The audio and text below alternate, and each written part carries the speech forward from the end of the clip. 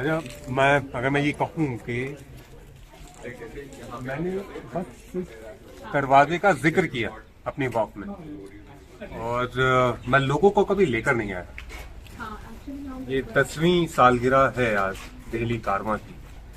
10वीं सालगिरह है। उससे पहले 3 साल से और करा रहा था, तो टोटल 13 साल हो गए मुझे दिल्ली में वॉक्स कराते हुए।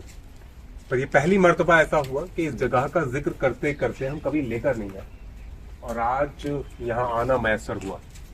हर जगह जाने का एक वक्त लिखा हुआ है। कुछ जगहें हैं जहाँ वक्त ठहरा हुआ, वक्त की आंख से गिरा हुआ आंसू जो आप कहते हैं। हम हमेशा इस दरवाजे को वहां से देखा करते थे जहां इन्होंने वो ऊपर छतरी लगा दी सफेद वाली। ये दरवाजा दिल्ली के सबसे पुराने दरवाजों में शामिल है।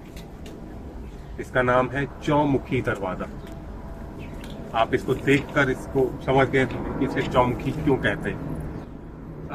7 दिल्ली का जिक्र है दिल्ली में, पर यह कहा जाता है तकरीबन 16 से 17 शहर रहे।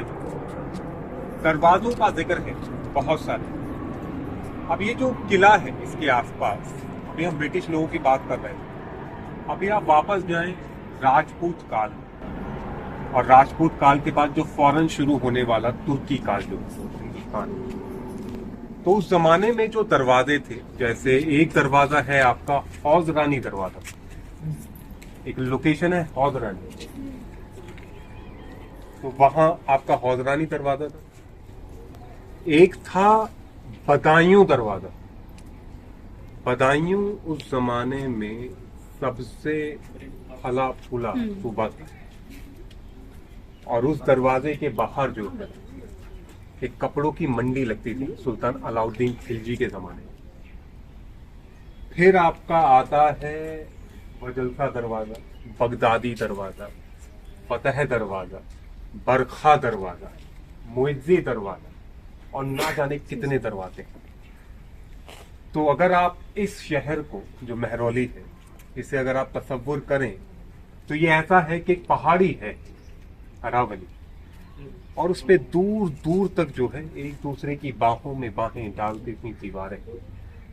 जैसे अगर आप कुंभलगढ़ से, या अगर आप जयगढ़ की तरफ चले जाए, जयपुर आमेर की तरफ चले जाए, तो दूर से दीवारें जो है वो नजर आती हैं, और उनके बीच में जो है फिर शहर आबाद है, और उनके जो है फिर अलग अलग दरवाजे जो है वो बने। भूल जाए इसका आर्किटेक्चर क्या है, इसका जमाना क्या है।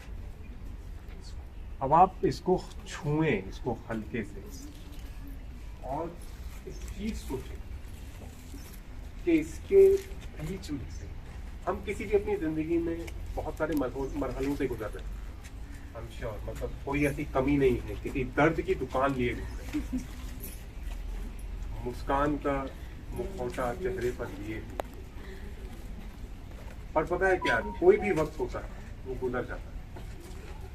अभी हाल ही में मैंने तसव्वुफ की एक और परिभाषा सीखी सूफीज्म की, वो ये कि बहार बहार और खिजा के मौसम से जो ऊपर उठ जाता है वो सूफी हो जाता है। जिसके लिए बाहर का मौसम और खिजा का मौसम एक है, सूफी। अब आप ये सोचें कि जिंदगी में आप किसी भी मरहले से गुजर रहे हैं, और अब ये दरवाजा है, इसके नीचे से कितने लोग। अगर मैं ये कहूं कि राजपूत इलाका है, तो 11वीं सदी मान लें,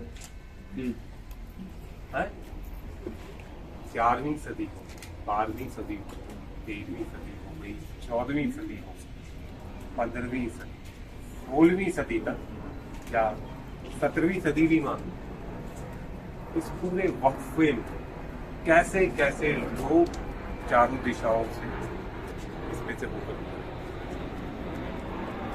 मतलब हजरत अमीर खुसरो, सोचे आप, एक वो तुर्क है, तुर्कुल्ला, वो हाथ में तस्बीह ली हुई है, सर पर दस्तार पहनी हुई है, और वो महंगी सी जूतियां पहने हुए हौले हौले कदमों से खरामा खरामा करते हुए वो नजरें नीचे झुकाए हुए बस यहाँ से गुजरते।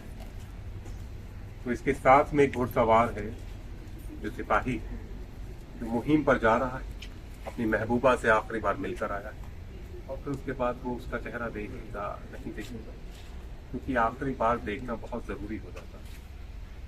पता नहीं क्योंकि कई बार जब कब्र में भी दफनाते हैं तब भी चेहरा आखिरी बार दिखाई देता है। तो महबूब का महबूबा को आखिरी बार देखना भी जरूरी है, क्योंकि वो जंग मैदान में जा रहा है, आखिरी बार उसका चेहरा ही याद करना चाहेगा। वो निकला और फिर उसके बाद जो है कोई नानबाई यहाँ से गुजरता चला गया जल्दबाजी में, ये सोचता हुआ कि सुबह शहजादे के हुक्म पर जो नान सिकवाए थे वो जल गए, अब शहजादा मुझे क्या सजा देगा। अब इसी तरीके से एक तिजारती है, वो निकला अपने कालीन लेकर, और वो सोच रहा है कि अगर कालीन बिक गई तो वापस अपने मुल्क लौट जाएगा। मध्य एशिया का कोई ही ऐसा शहर होगा, कोई ही ऐसा कस्बा देहात मुसाफिर होगा वहां का जो इस दरवाजे से जो होकर न गुजरा। आप ये कह लें कि वक्त की आंधियां इस दरवाजे से होकर गुजरी। आप इस चीज को तसव्वुर कर पा रहे हैं, इस पूरे वाक्य का तखय्युल समझ रहे हैं कितना भारी। दिल्ली में आपको ऐसा दरवाजा नहीं जिसके नीचे ले जाकर मैं आपको ऐसी बातें करूं। ये एक ऐसा वाहिद दरवाजा है। सुल्तान आली के हुक्म पर किसी का सर कलम किया होगा तो दरवाजे के ऊपर टांग दिया होगा और उसका लहू टप टप करके नीचे गिर रहा होगा। खामोश हो जाए तो उस टपकने की आवाज को भी सुन ली। दिल्ली ये जितना इसका तसव्वुर किया जाए कम।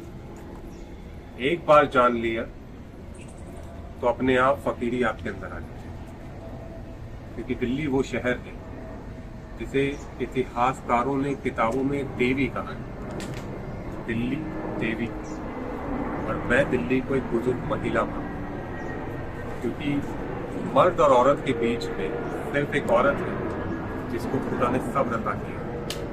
जितना सब्र औरत के सीने में मर्द के सीने में नहीं डाला है।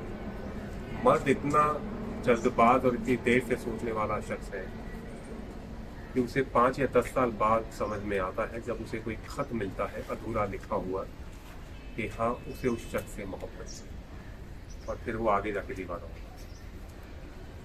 तो ये वक्त का दरवाजा है। मैं चाहता हूँ आप यहाँ से दुआएं ही लेकर जब यहाँ से जाए।